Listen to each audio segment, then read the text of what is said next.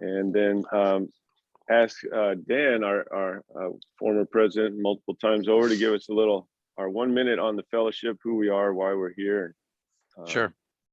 what we're about. Well, as many of you know, the history, the background of the fellowship goes back to 1934, when the city of Seattle was besieged with prohibition. Many of our police officials being bought off by bootleggers, and where today we have the Seattle Seahawks playing football and the Mariners playing baseball, was a tent city that was comprised largely of homeless men. At the time, it was called Hooverville, and a pastor, a Norwegian immigrant, was trying to get the business leaders to support him and his fledgling work called the Goodwill Industries.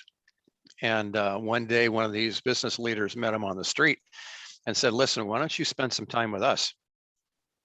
And we'll help you take care of your needies, take care of your Goodwill Industries and the others that you want to serve." So there was somewhere between 12 and 18 business leaders, men, community leaders, people who were concerned about their community, who gathered in a local hotel, and they held the first prayer breakfast, maybe the first one after the one 2,000 years ago that Jesus held. And out of that group, other groups started in Los Angeles and Chicago and New York, and eventually in Washington, D.C. And out of this movement, if you will, all of the various state and county prayer breakfasts began. The first state prayer breakfast began here in the state of Washington. And eventually that movement hit Washington, D.C., and what we know today as the National Prayer Breakfast originated here in Seattle. But beyond that, I think the real message of the fellowship is that when men and now women who care for their communities gather together to pray, there's a lot of political, racial, ethnic, economic breakdowns, breakthroughs, if you will, when men and women who, as I said, care about their community gather together to pray for that community. It's not just this community of Seattle, but we represent communities all over the country right now. So that's a few of the things I enjoy most about the fellowship and about our history, our tradition, and our culture. So, Bink, back to you. Thank you. Awesome. It's always, even for us to have been here a little while, always a good reminder. And you know, the times are always tough or crazy or interesting, as the famous saying goes, but they continue. Also want to give us a little scripture in the morning. Today's gospel that I was reading is perfect for our group and maybe even our topic. Is from Matthew 7:7. Jesus told his disciples, "Ask and it will be given to you. Seek and you will find. Knock and the door will be open to you. For everyone who asks receives, and the one who seeks finds, and to the one who knocks the door will be opened. Which one of you would hand his son a stone when he asked for a loaf of bread, or a snake when he asked for a fish? If you then, who are wicked, know how to give good gifts to your children, how much more will your heavenly Father give good things to those who ask him?" And on that note, I'll give a brief introduction, but probably don't need much introduction for Dr. John Trent and Kari Trent, Stageberg. Kari was here in January, networked invited by Julie, and who knows her, and I think she's on her board. Is that right, Julie? Yeah. Awesome. We all know that Julie's got the prayer app coming out shortly, and going to be connecting people in this kind of prayer. And then after that time, it's been on the radar, but I got a call from my old friend George Tolles, who is on our email list, and he's like, "Man, you guys are doing great stuff. I was so glad to see Kari on there, and you got to see what happened in his deal last fall. We had Dr. John, and we had Rod, and we had Sherm Smith all together." So I watched that, and he started telling me to call these guys. So now we're finishing the trifecta here. Rod and Sherman shared in the last 8 weeks over a couple weeks span. So we've been talking a lot about fathers and blessings. And then finally, Kari said, yeah, I can get my dad on here too. So now we're going to get the author of the blessing himself and hear about that. Morning, Erica. Good morning. Sorry, I'm late. And so we're very excited, John. Your work is well known. I'll tell you the one thing that stood out for me from that recording when you were with George was when he said personally how much you helped him, that he had been, how do you put it? He thought sarcasm was a regular form of relationship and communication. And he had to be cured of that because his whole family interaction was becoming toxic. And it kind of saved his life or his marriage or his family. And he credited that to you and your work. So without further ado, go ahead and tell us some of your story. And I'm hoping too, Kari can jump in. I know you guys are working together now. It's also very cool. And yeah, one of our themes for this year is, how Jesus sent people out 2 by 2. And often we are able to work with people or have friendships in Christ with people. And that's very powerful too. Yeah. Well, thank you. Gosh, what an honor. And I've already been able to have real coffee. Hopefully you all have as well, an hour behind me. I'm in Arizona. And but yeah, what a awesome thing. You've already heard from Rod and from Sherman, and we had a great time with George Tolles, who way over blesses me, to say the least. But he's been such a blessing to so many people. And hey, what a deal to get to team up with. I worked with 2 guys for a long time, a guy named Gary Smalley, great friend, and a guy named Gary Chapman when I was at Moody, which was 2 really great Garys to get to work with. But that pales in comparison to who I get to work with now, which is the Kari Trent Stageberg. And Kari, I'll ask you to jump in a minute. I'll get us started and then ask you to jump in. Is that right? Yeah, let's do it. And so kind of what I thought would be helpful, because you've heard, Rod's awesome, I hope, he got to share a little bit about how the Lord grabbed hold of him and said, this is the time, to bless. And certainly, Sherman's story on the blessing is just, that deep sense of and we'll get the phone off here in a second, but that deep sense of connection to a father. So I'll tell you my story and where I got connected with the blessing, and then Kari, jump in with me and we'll walk through what the blessing is if people aren't familiar of what just kind of what that means, and then we'll talk a little bit about reversing the curse, and then open it up to any thoughts or questions, and we'll be done, right at 11:30. No, I'm kidding. It'll go It might quick. be 11:30 for Alan in DC over there, but That's right. Okay, but we'll go quick. But well, anyway, so bottom line is my story, as you have talked about fathers and things, is I never really knew my dad. He was an old 3rd Marine Division guy who was at Guadalcanal in a place called Peleliu that no one's heard of except for Marines, which was a horrible place to be. And he came home trying to drink away all the pain, and married my mom, and I had my older brother, and then my twin brother and I came along, and he stuck around for 2 months. And twins is a challenge. Anybody had twins? I mean, you got multiples. That's just, so he was still trying to drink away all the pain and didn't know Christ, and God bless him. And so he bailed out, and we never met him until really just before he went to college.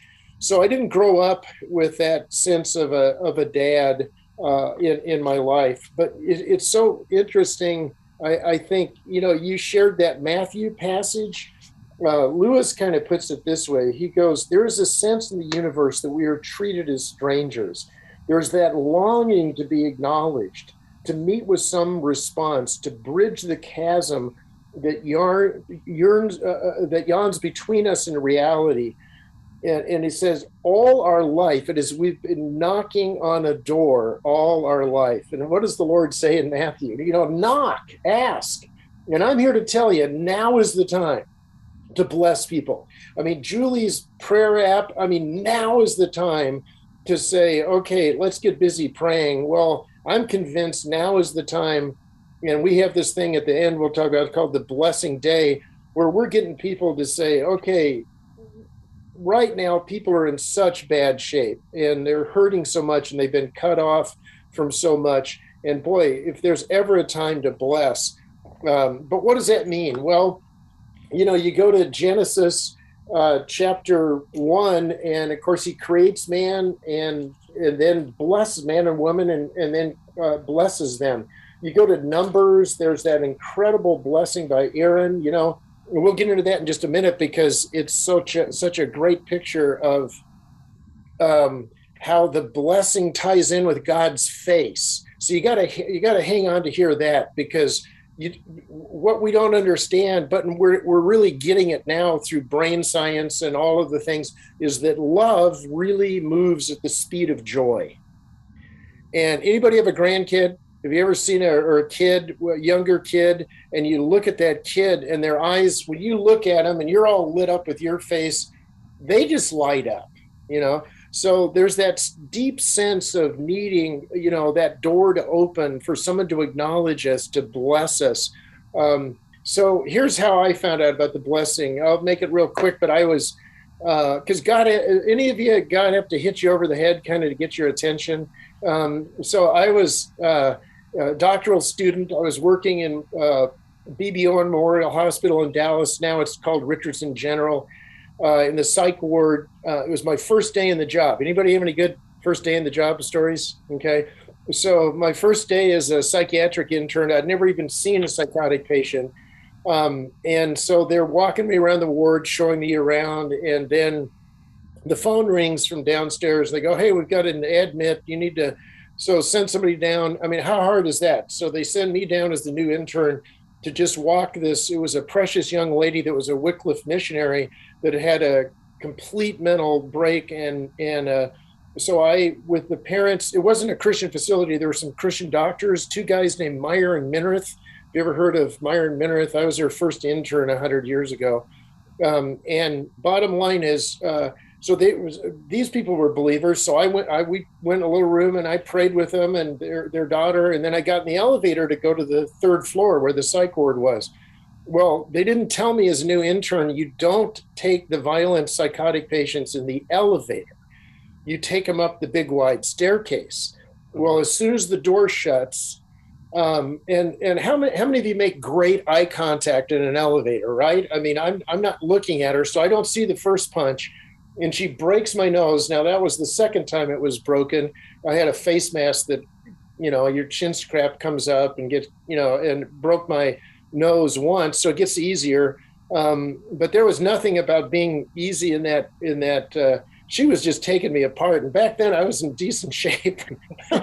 And so I'm screaming, she's screaming, they hear me and they're thinking, another intern, and so the door opens and they have to restrain her and they have to restrain me because you can't hit her, but you're trying to keep her away from you. And blood, if you ever broken your nose, what I'm saying, it's, so I go in and shove stuff up my nose, and so they go, well, look, you're here, it's a 13-hour shift, you're stuck, so I said, just go in and compose yourself. And, I go in the break room and there's this young man and he's about my age. And I'm thinking, great, he's an intern. He probably got beat up his first day, and so we're sitting there and hearing, talking to him. And I go, yeah, you can't believe what just happened to me. And he reaches out and pats me on the shoulder, real consoling, guy, and his wrist pulls back and they're bandaged.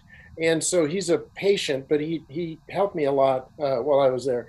And but he had so as I began to hear his story, now listen to this, he's a senior at SMU.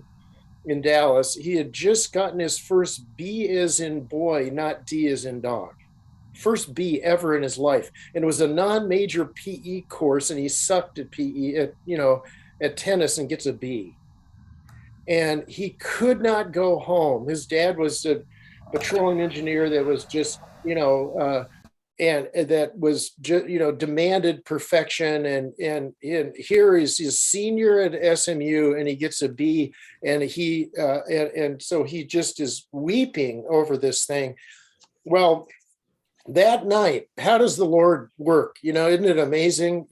So I listened to him for several hours and got to pray with him and talk with him. And but that night, I finally get to go home. And the next day, I'm teaching at Northwest Bible Church in Dallas, and we're in Genesis chapter 27. So I'll just share this verse with you. Now, it came about when Isaac was old and his eyes were too dim to see, that he called his older son Esau. And he said, "My son." And he said, "Here I am." And Isaac said, "Behold, I'm old. I don't know the day of my death.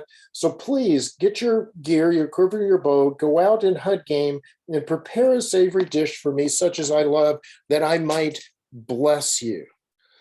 And you know the story, right? So, Esau, Jacob and Esau, these two twins. I always liked that story because my mom, I'm a twin, and my mom always liked Jeff best. So I always liked that story.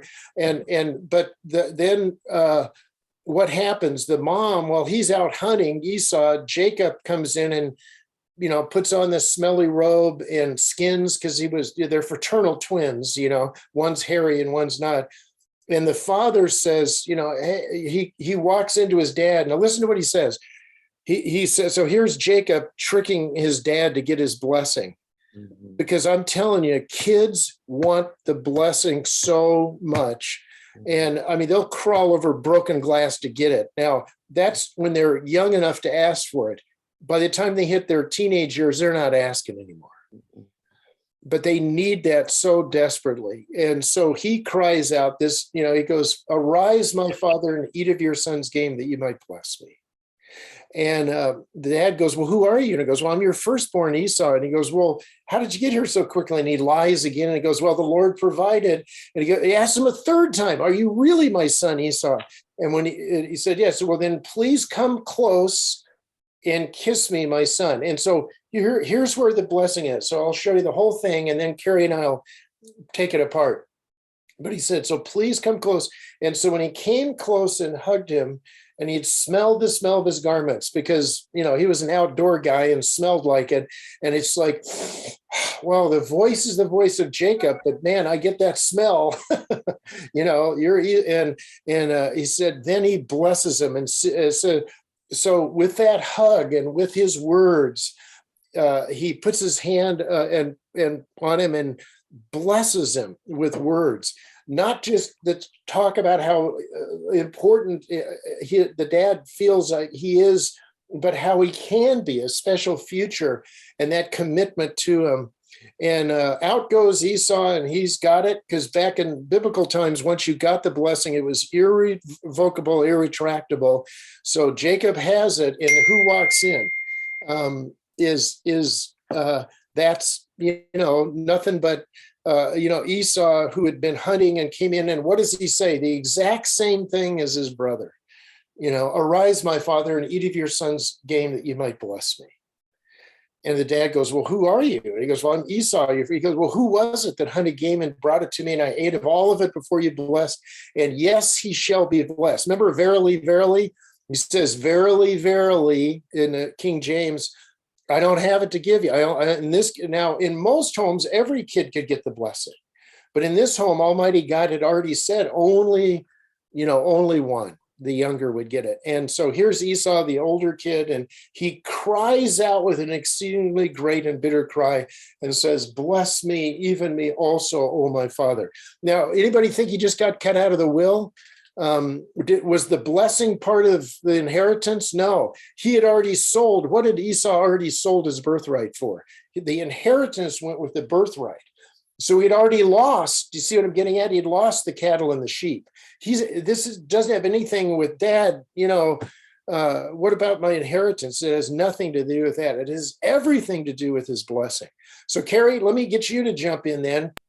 And that's a picture of the blessing where he cries out Esau a second time with an exceedingly great and bitter cry. And I'm telling you, man, just this last thing, I was that night after the Lord, after my nose being broken and sitting with that young man for 4 hours and listening to his story, I didn't have a name for what he didn't have, but I knew he didn't have something.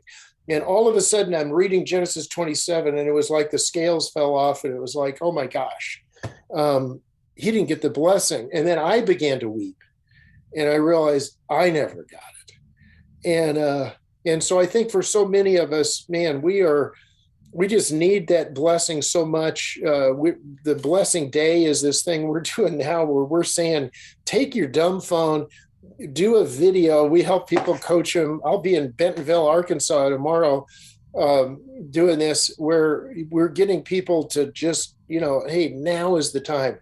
But Kari, we've got a couple of minutes, so let's jump in, give you a chance to speak because you jumped in on this latest version of the blessing. And let's go through those 5 things real quick. Yeah, well, first of all, I don't even feel like I need to say anything. I still love getting to hear you talk and love hearing that story. And I think, that was, several decades ago that young man was there, but the prevalence of young people that are in that situation now has just exploded. And the need for that is even greater, not that it wasn't great then, but man, our kids are facing different challenges now today than they ever have. And with that, before I get into the 5 elements, I think it's really important to understand, what is blessing? What does that actually mean? And so if you look at Deuteronomy 30:19, Almighty God calls the nation of Israel together, and he has one of them on one side of a mountain and one of them on the other, Mount Gilead and Mount Gerizim. And he's going to give them a choice, and it has 2 parts, but he actually gives them the answer on what they should choose. And I love when God does that because I'm pretty dense. And so just tell me what to pick, please, so that I don't make the wrong choice. Just tell me which one to do. And so he actually does that in this verse. And he says, God is, he's put before us a choice, and let me outline those 2 parts, but it's life or death, the blessing or the curse. And God says, but choose life. All right. So what does that actually mean? So life literally means movement. And God gives us that choice. And it's first to choose life in him, so moving towards the Lord, but also life in relationships. And when we start moving towards other people, that's when that life comes out. But we don't have to choose that. We can choose the opposite, which is death. And the word death literally means to step away. And so, and we see that all the time. I mean, we with Strong Families, we do marriage and family, coaching and counseling, and we're meeting with families and couples all the time. And no one starts off in their relationship stepping back. We all start off stepping forward, right? And that choosing life. But then things get hard, or we get busy, or something challenging happens. And before we know it, we're backing away a little bit. And when you start to step away from someone, either emotionally or even physically, that relationship starts to die. And it's true with the Lord as well. So again, that first choice is choose life, first life in Christ, but also life in our relationships over death, aside from stepping away. But then there's that second part, which is the blessing or the curse. And the word blessing actually has two meanings. The first one is, weight of a coin. So if you picture a coin on a scale, in the Old Testament, there was no standard currency. They would weigh it to see how valuable it was. And so the picture here is you have value.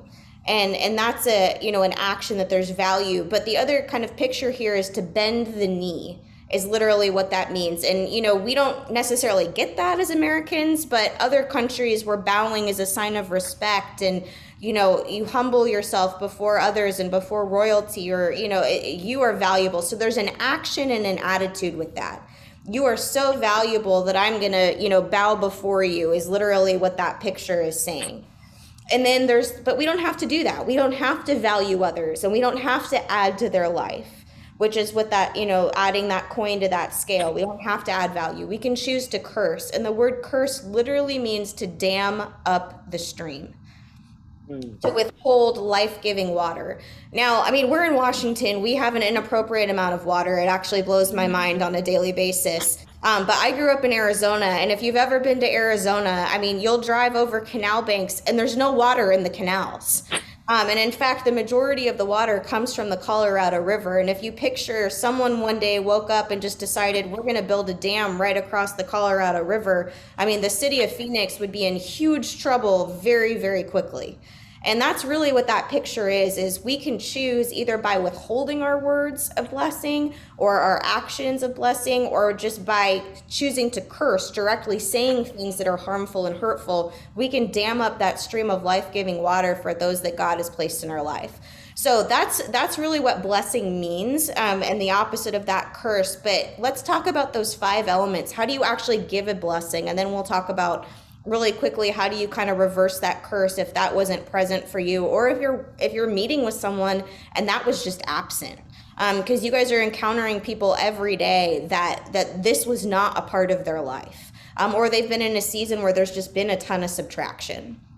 So that first element is, like you said, it's appropriate, meaningful touch, but there's kind of 2 parts to that. It's not just putting your hand on someone's shoulder or, holding their hand or giving them a hug, but it's those bright eyes. It's that joy on your face. There is something so powerful neurobiologically when you walk into a room and someone lights up when they see you. I mean, you feel all of a sudden like, okay, I'm not a stranger in a crowd. I belong. Someone wants me here. And so it's lighting up your face, showing, hey, you belong. I love you. I'm crazy about you. And then, that appropriate, meaningful touch. And then, Dad, I'll let you do spoken message and I can jump back in. I feel like I've been talking for a while. So that's all right. That's okay. That's great. So, yeah. So my doctoral dissertation was on the blessing, except I went to North Texas, so you couldn't call it that. You just had to call it attachment, which if any of you have heard that word now, that's kind of but God got there first, that's for sure. But every time a blessing was given, there was, first that appropriate touch. So you step towards them now with your eyes, because again, in Numbers, listen to this. Hang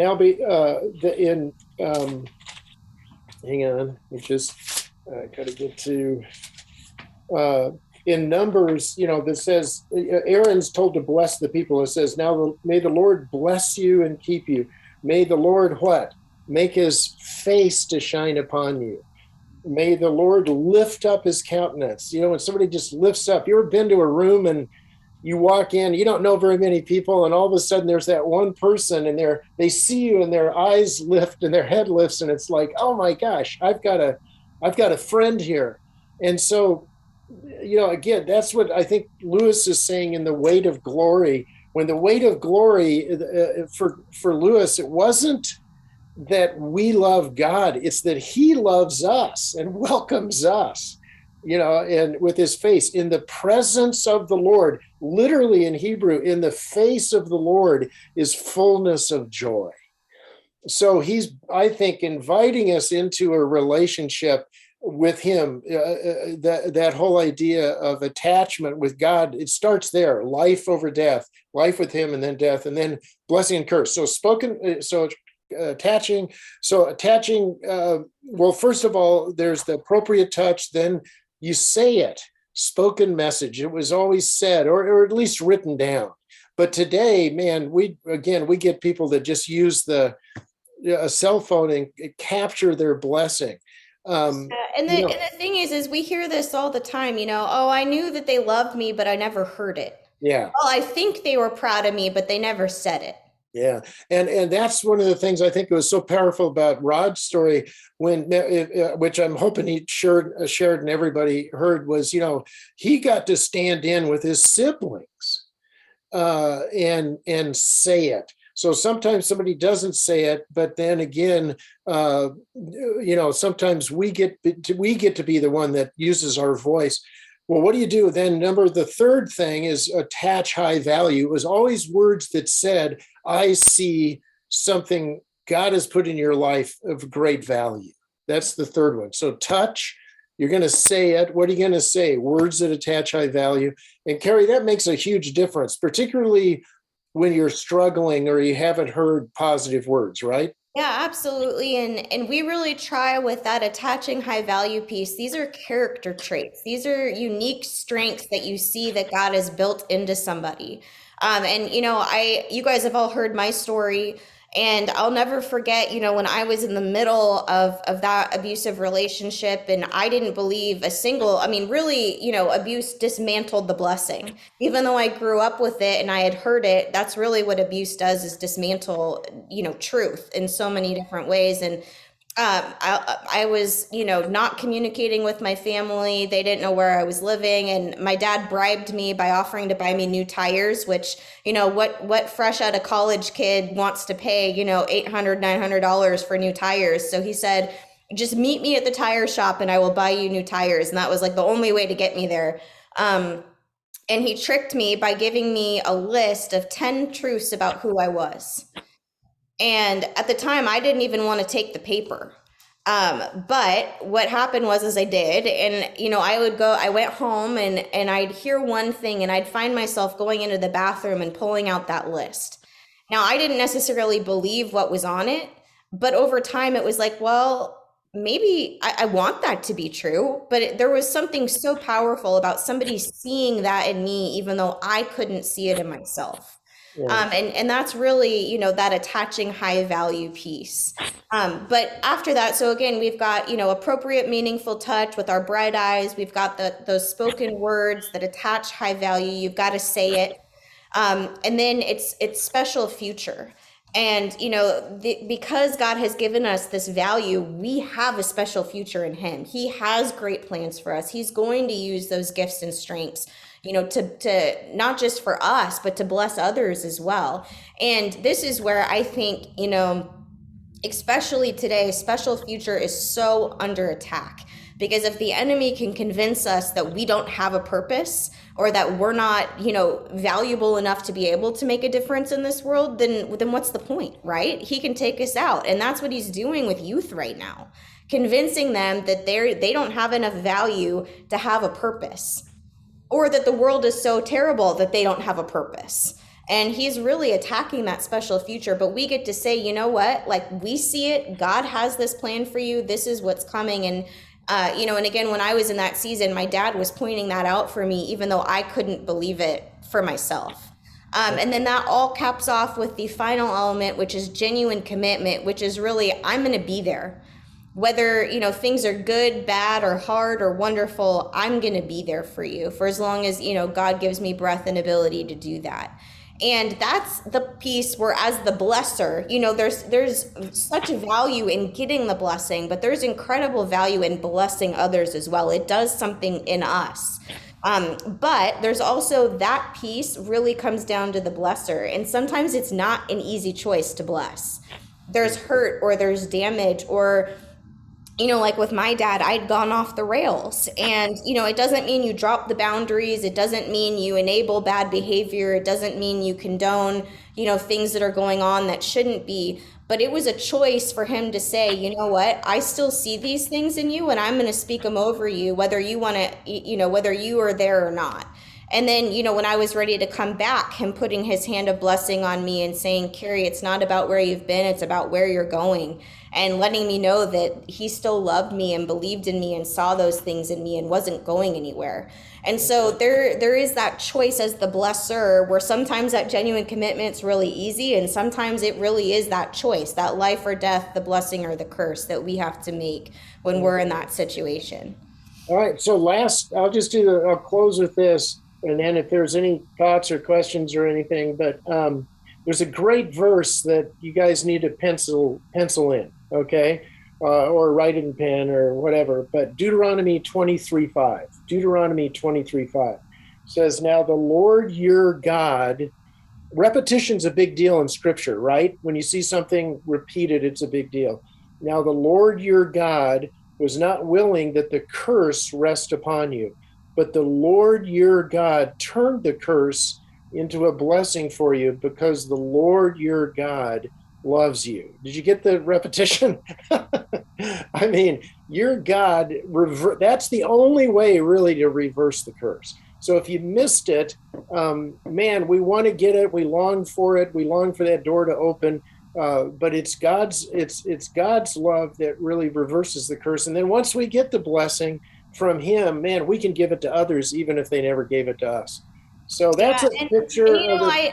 Dad, I think if you're open to it, I mean, I would share, you know, with you and your dad, you know, I mean, you did bless him, even though that it wasn't reciprocated. But I mean, Well, let's talk about that because yeah. we have a couple of minutes, and I think it's important to see that even though we choose to bless, it's not always reciprocated. But God, you know, you had a mom that still stepped in to do that. So Well, yeah, I mean, just super quick, but I mean, he was, he didn't know the Lord. I remember he had he had a heart attack, and my older brother and I rushed down to the hospital, and I remember patting him on the leg.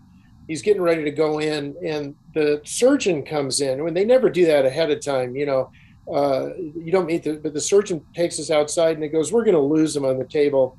So I'm going to do my best. They were getting ready to do the balloon angioplasty thing, but he goes, his lungs are shot. He was an alcoholic and chain smoker and had malaria in the war, and just he goes, we're going to lose him. So, but go in. You got 5 minutes to go in and say goodbye to your dad. So you're going, okay. So I remember walking in, my older brother and I, thinking, okay, this is the last time I have with my dad.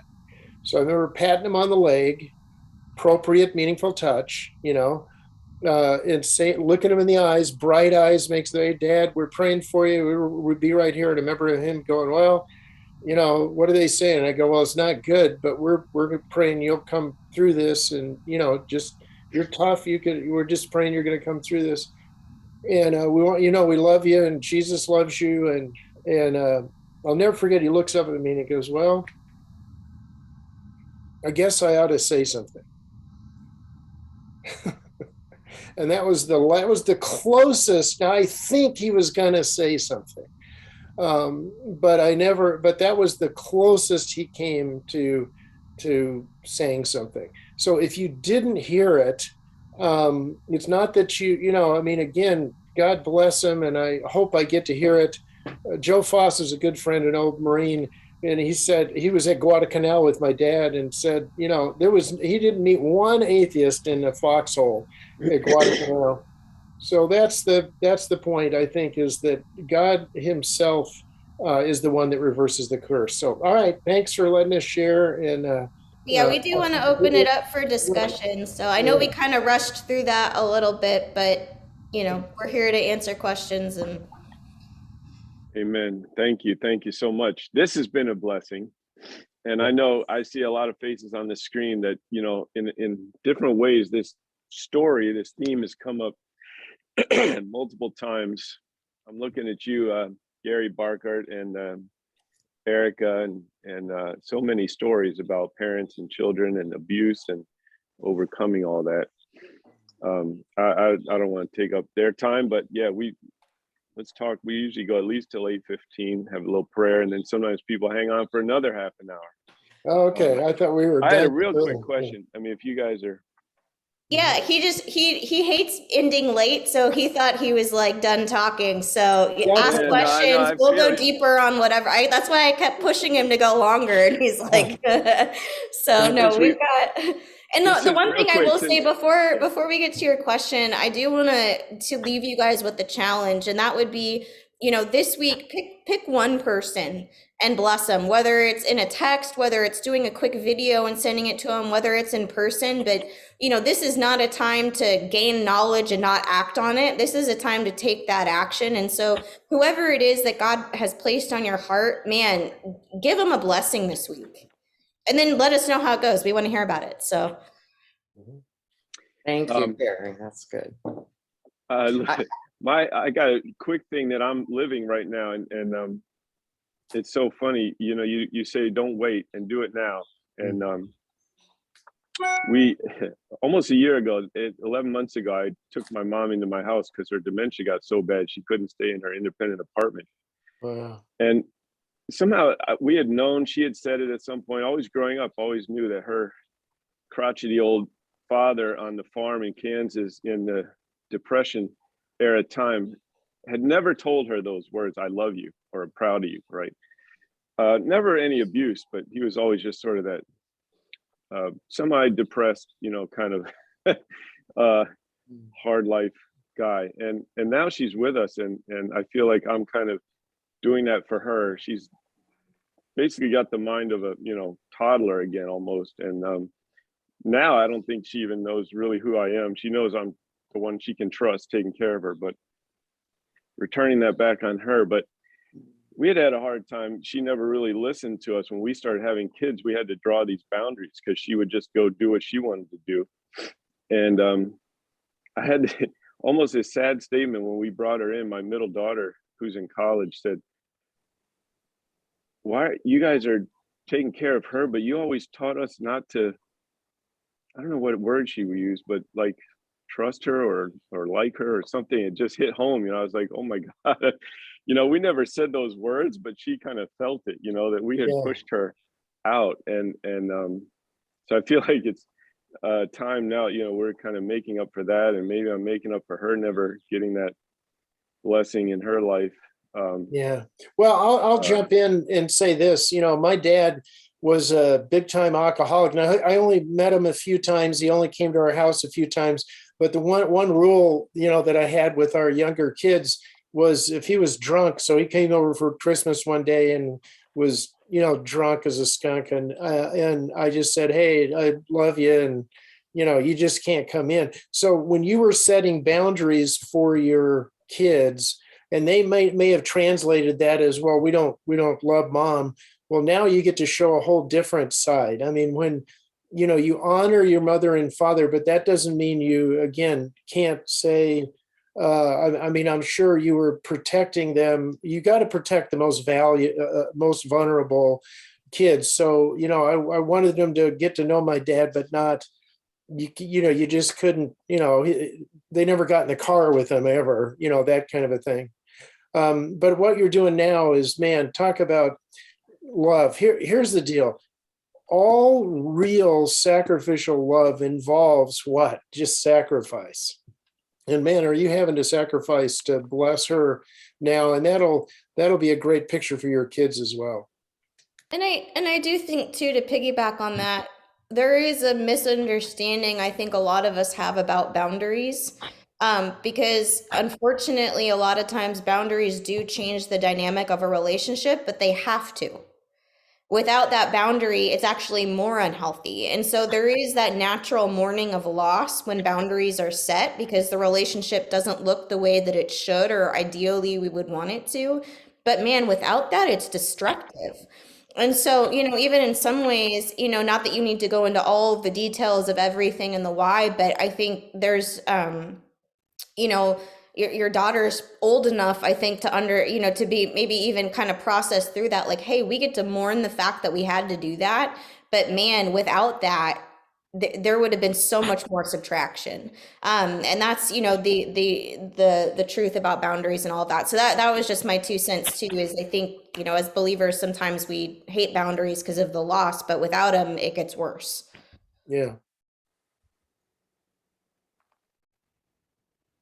When Kari shared a few months ago, I shared kind of my own testimony connection, John, with your book. I don't know if you remember this, or if I think I may have shared with you briefly with George, but that there was an infomercial that was out about your book. And it was late night TV, and I saw it, and I was a young pastor and had felt like I had disappointed my parents because I had become a missionary instead of a lawyer. I'm just curious, by the way, was that SMU student, was he Chinese by chance? No, but okay. yeah. All right. But anyway, and I knew that my parents had loved me. But it was one of those, we just don't tell you. Yeah. And after watching that infomercial about the book, I thought, I need a blessing. Yeah. I really need a blessing. And so this was 25 years ago. We were, my parents were there with our firstborn child, and I was upstairs with my dad, and I said, "Hey, Dad, you know, you had always been there to support me and been at my soccer games and all this stuff when I was growing up, but I always thought that things were conditional, like, you know, you had a good game, son, but you know, those goals that you missed or whatever it was, I just never felt good enough." And I told him about the blessing, and I said, "Dad, I just feel like I really want and need your blessing." And he said, "Come here." And so he took me downstairs where my mom, my wife, and our baby was, and he said, "You know, son, we tell everybody else that we know, strangers, people that we meet, how proud we are of you, but we never say it to you. And Mom and I just want to know that we love you, we're proud of you, and we want to give you our blessing." Wow. And it was powerful, and I feel like it set me on the right path. Yeah. I think I shared with Kari when she spoke that, you know, it's been 25 years and pieces of it are still just clicking in now, and I'm just, you know, in my mid 50s, well, I guess officially late 50s now. Some of those pieces are just starting to really latch into place, but that set the foundation for me to be able to move in that positive trajectory, which I didn't know that whether or not I had that prior. Wow. Yeah, it unleashes you. It's amazing how, and what an awesome story. Thanks for sharing that, because, you know, I just think we desperately need it, and yet it's so easy to go, oh, it'll just puff up their heads. Or I can remember with Cindy, my wife, she had never heard, her dad was an old bomber pilot and had never said he loved her. And we were in this kitchen. This is after we were married, and it was a narrow corridor kitchen, right?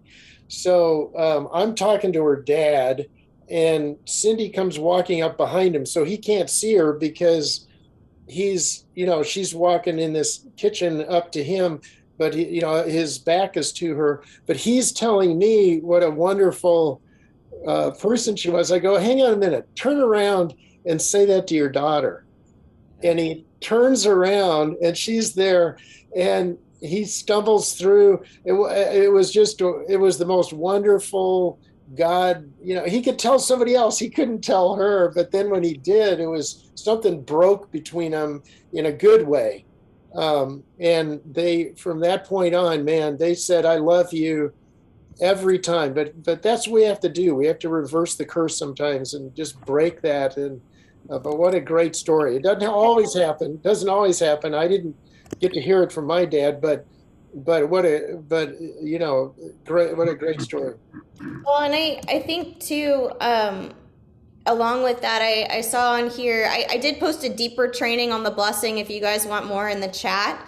But I also see in there the Show Me the Father, the Scene of Blessing, you know, that the Kendricks father did. And actually, it's kind of a fun story.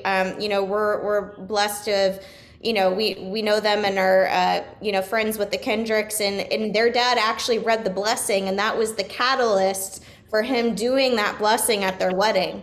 And so, you know, and it just this, how the blessing changed his life, and then now has subsequently changed their life. I mean, it's just amazing to see that generational, you know, and it is, I mean, we can pass on a generational blessing, or we can pass on curse, you know, and we always hear about sins of the father, but man, the blessing of the father, of the mother, of our family, you know, and that comes. And so, you know, again, that's huge. So Kari, I got a wedding coming up. September. Yeah. My oldest son's getting married. Yeah. So I just logged on. I was driving into work. I just logged on. I got no chat. There's none of that popped up. So resend that. Because Okay. I know what you're referring to. Hey, but let us help you do something. Every time a blessing is given, Yes. interestingly, they used word pictures. So tell me something about is it your son that's getting married? Yes. So Yes. what's something about him? What does he like doing? What's a character trait? Was he a soccer guy? Was he So something really, this is something, I mean, it's not about him personally, but something really interesting. When he was born under the comet, Hale-Bopp comet. And we thought that was really interesting about him. But just a really interesting time frame for him. And where the land that he was born upon was also the land that was Frank Herbert was born on. So that that he's this that he's just kind of got this unique part of him that's got some DNA that's just unique to him. I don't know. Yeah. Well, and just what I'm getting at is you can sometimes grab a hold of that and just say, hey, comets don't come around very often. Right. But I want you to know something. You were not only born under a comet, but I really believe that as I look at your life, man, oh man, God, on a very special day brought you here into life. And I believe that for your wedding and your life together, that the Lord can use you as well. So you can sometime, what I'm getting at is like in Genesis 27, he says, see, the smell of my son is like the smell of the field that the Lord has blessed. Well, anybody grew up in the farm? You know what I'm talking about, unless you're from Gilroy, California.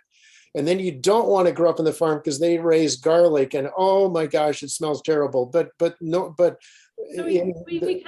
we put a time capsule together when he was born. And so I remember this, we said like Mark Twain was born under the light of a comet, and Frank Herbert was born on that is his grandmother. And so he's got this DNA running through him of that of an author, and so we have this time capsule that still sits. He's 25 years old. And so yeah.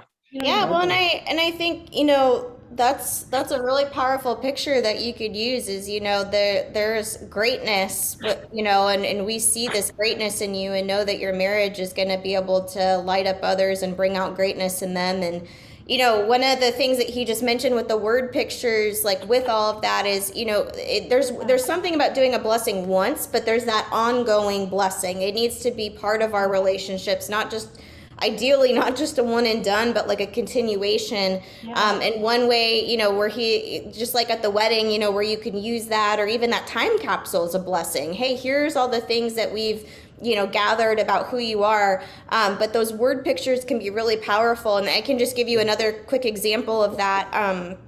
My husband, Joey, he's a cinematographer now and does, movies and commercials. And if you're ever watching the Kraken games, it's because Joey's shooting the camera on that.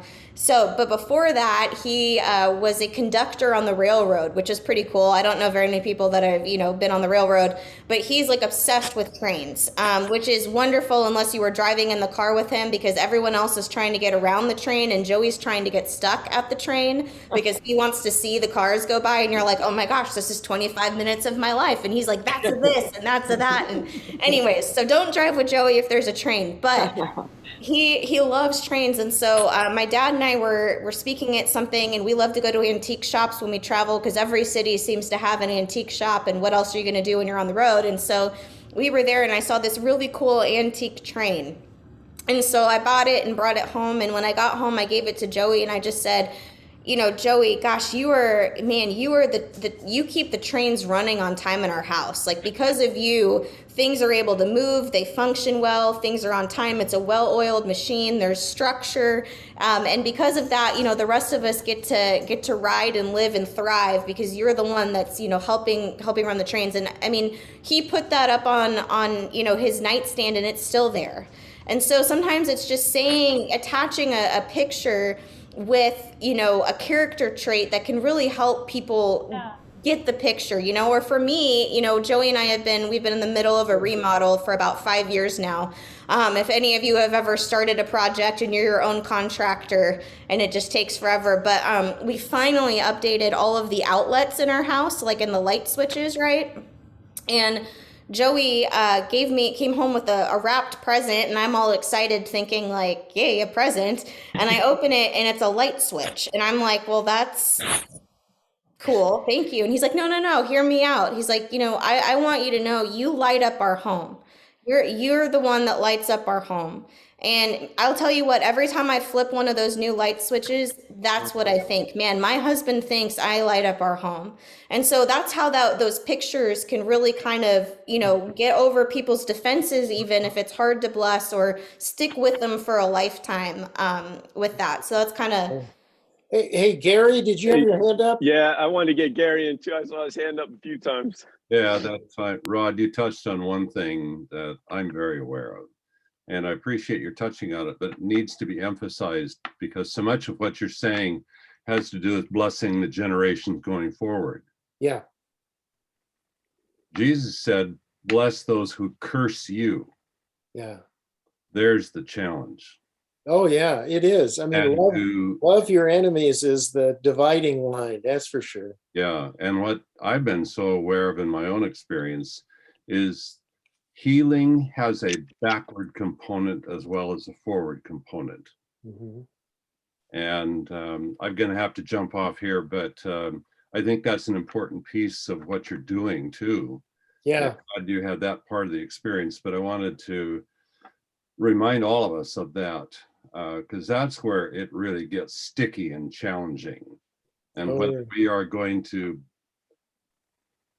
I was going to say you can't bottle up Christ's presence within you. You can just shut it off, instead of letting it flow. And so many times that has to do with the backward flow, the backward generation. And so I think that's the magnificent piece of what Jesus is really all about on this discipleship of blessing, because he was exactly doing that when he died. Yeah. No, hey, you can't out hate. I've had people in a counseling thing. This one lady screams me, and I will never forgive him. I will overcome him. That's just not true. I mean, the word forgiveness literally means to untie the knot. And when I was all tied up in knots, hating my dad, and then I mean, it was untying the knots that freed me, not just him. But it was blessing my dad. Again, it didn't come back, but it's so powerful. Yeah. Thank you for sharing that. I know you got to jump off, but thanks for sharing that. That's awesome. One other quick piece. When Jesus raises Lazarus from the dead, he says, unbind him and let him go. Of course, he's raised him from the dead, but the verb let go there, translated let go, is the same word in Greek used for forgiveness throughout the New Testament. Yeah, Luo, that's great. That's awesome. Thanks a million for your sharing. All right, thank you. Just a quick comment. The blessing is, John, thank you for mentioning what you and I got a chance to do last November. But the blessing I went through with my dad last July it's still reverberating. It's still making a difference. And I'll just give you a real current story. Tuesday night, just 2 nights ago, I was in front of a group of guys, and my plan in the hour and a half was to talk about the father wound and the father blessing and handle them all in one night. My plan didn't work. We didn't even get through the wound. The wound was deep. And so I said, hey, next week I'm going to devote the full time to the blessing. Yeah. Because you can reverse the curse. And I love just some of the notes that I got from you and Kari today. Just I know why the Lord didn't let me get through the hour and a half with those guys, because there's some touch point you said here today that I would have overlooked or not made a part of. So I'm grateful for today, grateful for your input. And this thing continues to have a lot of arms and legs. Guys and gals both need that blessing desperately. It's literally paralyzing a lot of people. And I got a chance this weekend to be in North Carolina and share the movie Show Me the Father with about 40 guys. And we talked about this whole thing as well there. And man, the stories are innumerable about what's going on with wound and blessing, and it's huge. So thank you for your work. It's so vital, so vital. Well, yours as well. And hey, Julie, you were waving your hand, I think, were you? Oh, I was just going to say, I think two things. We really need some more info commercials, right? Like, we need a marketing budget, and because late at night is when people are struggling and they do just turn on stupid stuff. So let's get What's funny about that? you guys on Netflix. Let's get you guys on all the platforms. We need a big marketing budget and get this out there. And then I just was going to share that you guys, I was privileged to be a part of some of the teaching you did a few weeks ago, and you challenged us, and the Holy Spirit in that time just brought to mind a woman that was in my Bible study last fall, and I really haven't checked in on her in a while, and sorry, I'm getting a little emotional, and I did because of your prompting, because of your challenge.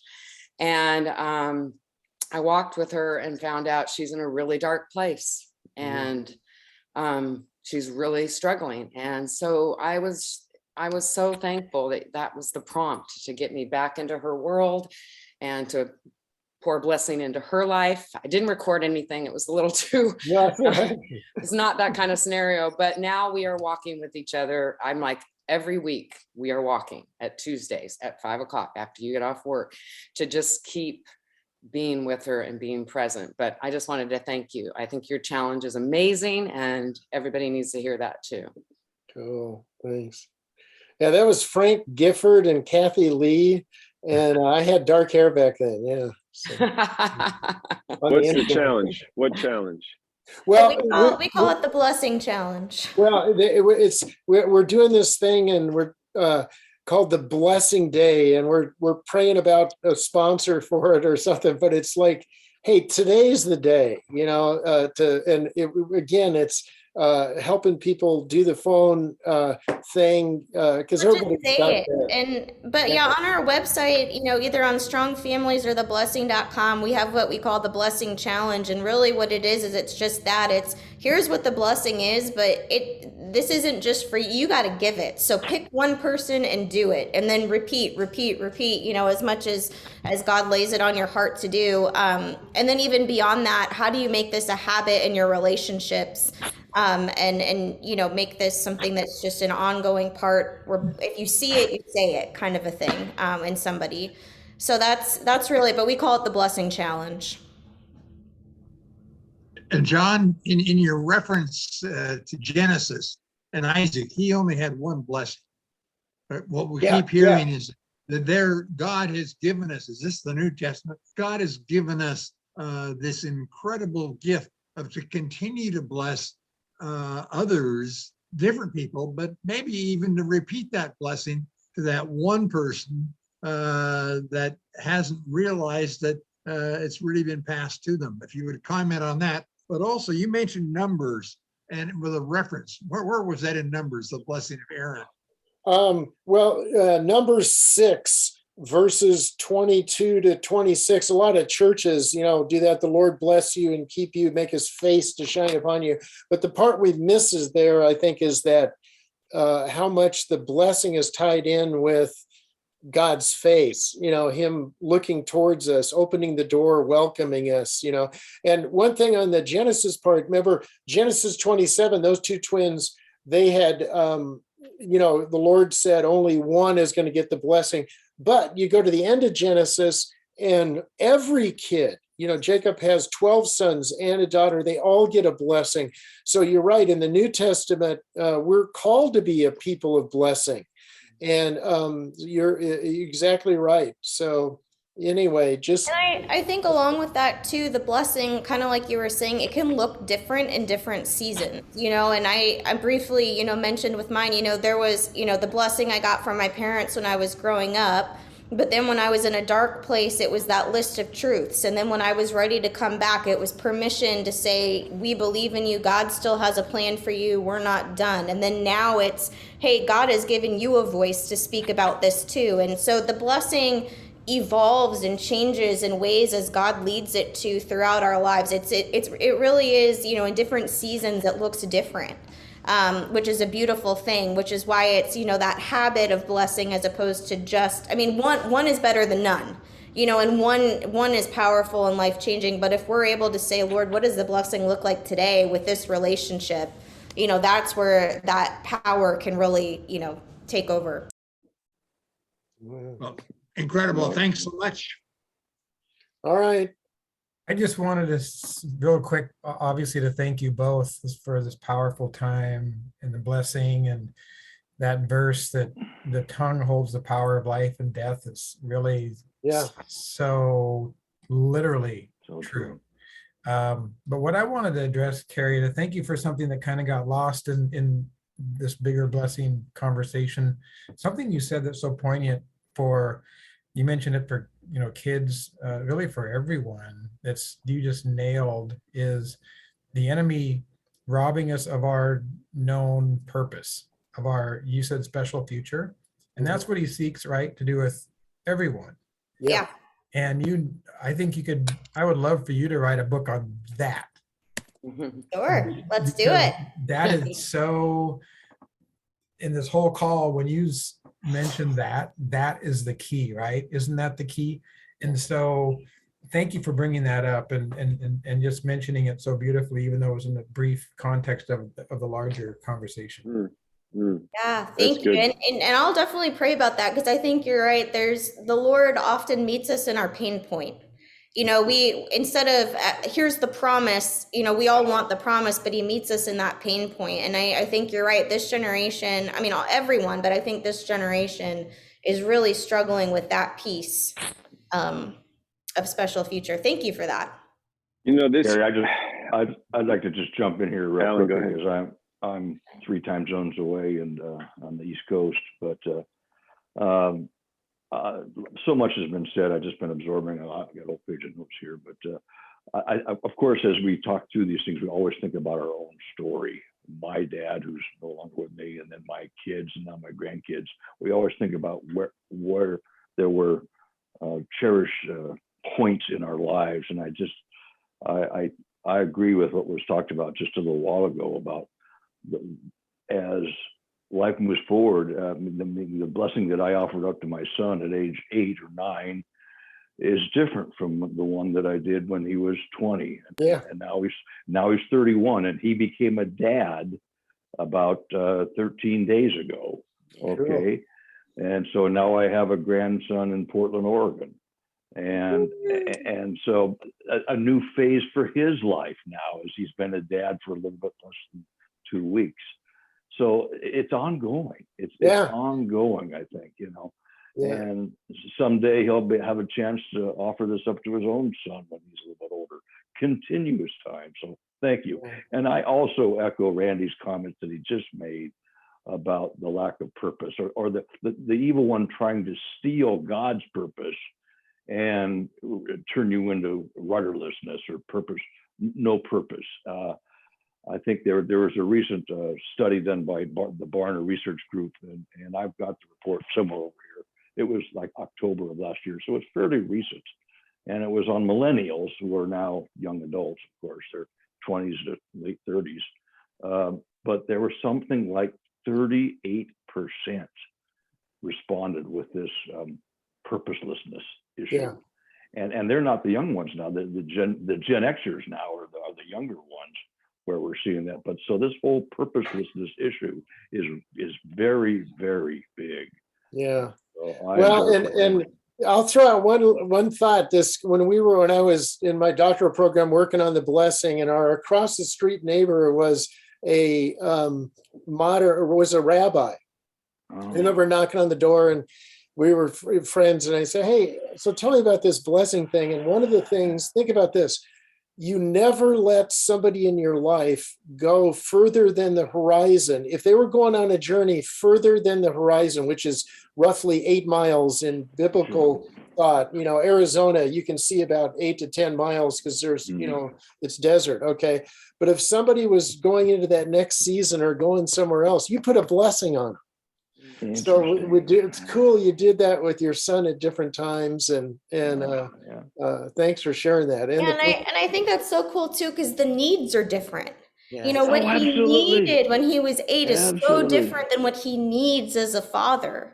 Those skills, those things, and the things that we start to question, am I capable of this? Am I qualified for this new season? And so I think that's a really huge distinction, to be able to say, man, we've got to be speaking into that in those different those different changes. Yeah, and now I don't want to dominate here, guys, because I've been listening, but my 37-year-old daughter in Minnesota, who we've been living nearby for the last 7 months, her birthday was about 3 weeks ago, and so we have a gathering around the table with her extended family on her husband's side, and my wife and I were right there. I was able to kind of, I'll just say, give it a form of the blessing around the table because of who she is, who the Lord has just made her a wonderful, wonderful young woman at 37. You know, the mother to my 3 grandkids, or to our 3 grandkids. So it's ongoing and it's continuous, and I think that's the one thing that is really so prevalent for me. It never stops. It never stops. It just gets different. Yeah. So. Hey, let me pause here.